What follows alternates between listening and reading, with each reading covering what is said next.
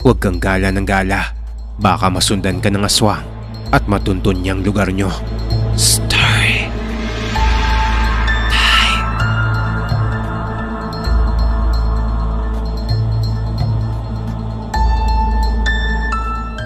Ako si Mars. May gusto lang akong ibahagi na karanasan ko sa mga aswang sa lugar namin, dito sa Bulacan. March 2008 nang malaman kong buntis ako sa panganay ko. Ayos naman kami nito. Smooth lang. Maganda ang takbo ng buhay. May paupa ang apartment din ng mother ko nito. At dito kami nakabukod sa apartment niya.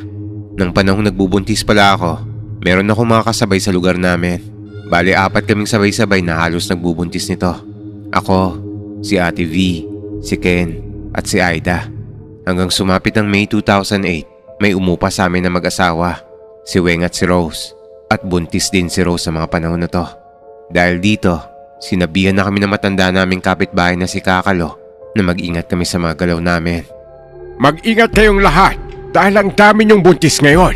Huwag kayong gala ng gala sa kung saan-saan dito sa Bulacan. At baka mamaya ay may aswang kayong makasalubong at matuntun nila yung lugar natin. At malaman nilang marami kayong buntis dito. At bigla na lang kayong pasukin sa mga bahay nyo. Nung una, tinatawanan ko pa to dahil hindi ako naniniwala sa mga aswang. Dahil wala namang ganon. Puro kwentong barbero lang at gawa-gawa lang ng malilikot na isip ng ibang tao.